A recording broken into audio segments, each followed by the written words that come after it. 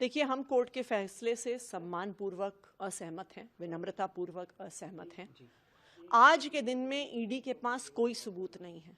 2 साल की इन्वेस्टिगेशन के बाद भी उन्हें 1 रुपया भी प्रोसीड्स ऑफ क्राइम नहीं मिला है। जो उनका पूरा केस है वो ऐसे विटनेसेस के आधार पर बना हुआ है जिनको पहले गिरफ्तार किया जाता है, उन पे दबाव बनाया जाता है और फिर आम आदमी पार्टी और अरविंद केजरीवाल के खिलाफ बयान दिए जाते हैं। चाहे राघव मगुंटा हो, चाहे शरद रेड्डी हो, जिनके आधार पर ईडी ने पूरी अपनी रिमांड एप्लीकेशन बनाई है। जब उनकी पहले क्वेश्चनिंग हुई, वो कहते हैं हम आम आदमी पार्टी के किसी नेता को नहीं जानते, हम विजय नायर को नहीं जानते, हम अरविंद केजरीवाल से नहीं मिले, हमने किसी को कोई पैसे नहीं दिए। गिरफ्तारी के बाद उन पे दबाव बनाया जाता है, उनसे आम आदमी पार्टी के खिलाफ स्टेटमेंट्स लिए जाते हैं और जैसे ही वो स्टेटमेंट दे देते हैं कुछ दिन में उनको बेल दी जाती है। तो ये बिल्कुल साफ है कि ये जो सारे बयान हैं ये फर्जी हैं, ये सारे बयान दबावपूर्वक लिए गए हैं और मुझे उम्मीद है, हम पूरी न्यायपालिका पे ये अपनी उम्मीद ये कायम रखते हैं कि वो इस बात को देखेंगे कि इस केस में कोई भी प्रमाण नहीं है और इस केस में न्याय होगा। मैम, आगे का क्या लीगल जो प्रोसीडिंग्स है, अगर कुछ आप आगे के लिए जो चीजें, देखिए, जो भी कानूनी हमारे पास रास्ते उपलब्ध हैं उनको हम ज़रूर आगे बढ़ाएंगे, चाहे ट्रायल कोर्ट में हो, चाहे हाई कोर्ट में हो, चाहे सुप्रीम कोर्ट में हो।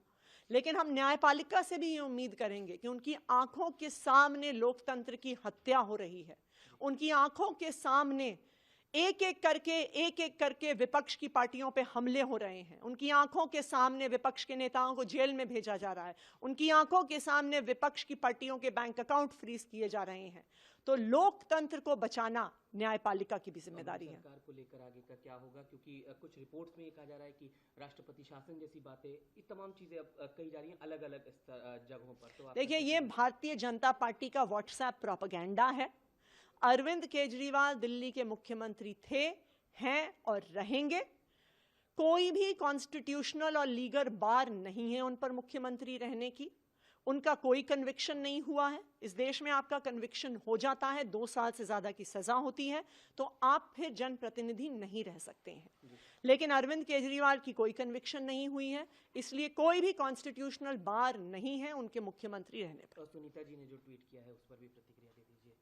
देखिए, आज पूरा देश अरविंद केजरीवाल जी के परिवार के साथ खड़ा है और मुझे लगता है कि अरविंद केजरीवाल जी की पत्नी सुनीता केजरीवाल जी का ट्वीट दिखाता है कि पूरा परिवार हिम्मत के साथ, बहादुरी के साथ लोकतंत्र को बचाने की इस लड़ाई में डटा हुआ है। इससे ज़्यादा मुश्किल परिस्थिति एक परिवार के लिए क्या हो सकती है कि एक पिता, एक पति, एक बेटा जेल चला गया है, उनको पता नहीं है कब वापस आएंगे, लेकिन वो परिवार टूटा नहीं है। जैसे मनीष सिसोदिया का परिवार नहीं टूटा, जैसे संजय सिंह का परिवार नहीं टूटा, जैसे सत्येंद्र जैन का परिवार नहीं टूटा। ये लोग भारतीय जनता पार्टी वाले सोचते हैं कि हम केस कर देंगे और विपक्षी पार्टियों के नेता कूद कूद कर भारतीय जनता पार्टी में चले जाएंगे। लेकिन आम आदमी पार्टी का एक एक नेता, उनके परिवार का एक एक सदस्य लोकतंत्र को बचाने की इस लड़ाई में डटा हुआ है और डटा हुआ रहेगा।